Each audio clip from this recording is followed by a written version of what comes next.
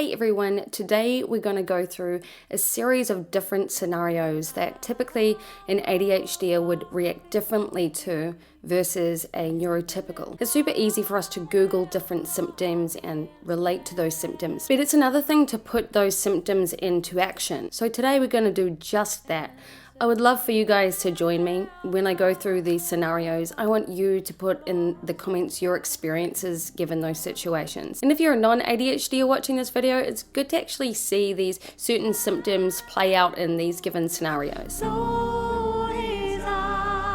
When you're given a set of instructions for an assignment, how do you usually respond? Well, I tend to not follow instructions down to the T. Maybe I'll start off by following step 1 and 2, but the rest kind of gets lost in translation. As an ADHDer, I do tend to let my mind wander, and I'll wind up finding that the list of instructions would become too tedious and boring to follow down to the T. My brain would fire off trying to find different ways of how to reach the end result. What's your experience with staying on topic during conversations or meetings when your mind tends to wander? Who else is picturing that monkey clashing the cymbals right now? When I'm in a conversation and my mind begins to wander, I actually catch myself. The problem is I catch myself and then I start thinking about the fact that I have ADHD and that I need to stop that. So while I'm distracted with a wandering mind, I'm then again distracted with the fact that I'm distracted. And saying that, however, I do my best to retain my focus and communicate effectively. How do you handle working on a long-term project that requires sustained focus? As an ADHD, my strengths rely in short projects that require a whole lot of creativity. While I can start projects with an immense amount of hyper-focus, partially because it's a new exciting little toy, but as it goes further along into the project, I do wind up losing a little bit of interest. This is where discipline carries you to complete the project, but even if I'm super interested in it, it does lose its spark and I find myself wanting to do something else. However, this also doesn't mean that project won't get done. It's just that I start to lose interest in it. When faced with criticism, how do you usually respond and maintain your self-esteem? I don't handle criticism the best. While I fundamentally understand that criticism is necessary, I do struggle to accept it.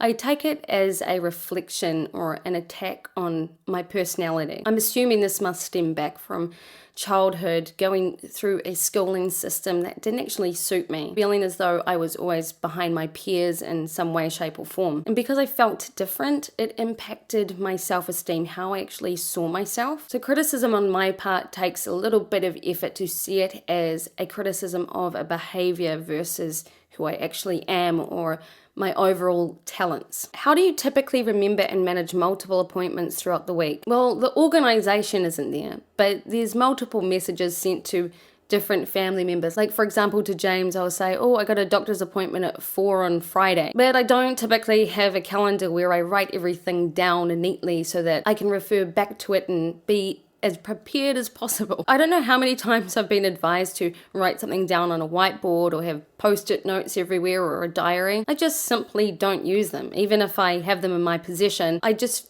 forget to put the appointments in there. And then I wind up reverting back to what has always worked for me, which is sending messages to different family members and scrolling through until I can find it. And then on another note, for some reason, I don't know why this happens, well, I'm actually pretty good with turning up to appointments on time. I just get the wrong day. In stressful situations, how do you manage sudden surges of emotions? Many people with ADHD may experience emotional dysregulation. When a stressful situation comes about, it can be really overwhelming. It does take a bit to regulate those emotions and think with clarity. In saying this, however, ADHDers have an amazing ability to see the big picture. So when problems arise, and I'm speaking in umbrella terms, in my experience as an ADHD, I look at the whole picture of a situation, and that's how I wind up problem solving. Basically, if I'm dealing with a stressful situation, give me time to have my moment and I will come right. When faced with multiple tasks, how do you decide which one to prioritize? It's the classic eating your vegetables before you eat your meat. As much as that method would work for the ADHD when it comes to tasks, or at least prioritizing the most important one, I absolutely prioritize the task that I can retain focus with. So essentially the task that I'm interested in, or the one that's most fun. How do you cope with situations that don't capture your interest, such as lengthy lectures or meetings? Short answer, I don't. Long answer, I find it extremely difficult to sit there and pay attention for a good length of time. In fact, this is why I say I'm a kinesthetic learner. I like getting my hands dirty. I like being involved in physically learning as I go, as opposed to sitting there listening to somebody yarn on about whatever. How do you typically communicate with your partner, especially when discussing important topics? I try my very best to not butt in when James is explaining something important. Sometimes it takes him ages to get to the point, and I already have an answer for it. However, I believe that I can take a very neutral stance and listen with understanding as opposed to with a response. I also believe that I'm very good at seeing different perspectives. When you experience failure or setbacks, how do you bounce back and maintain your self-esteem? I immensely struggle with failure and setbacks. In fact, I have to be careful not to give up as I've just begun. The problem is that I'm my biggest critic and I'm so hard on myself. I have such a high bar that I set for achievement that even if I fall short of it one time, I'm extremely hard on myself of failing in that instance, even though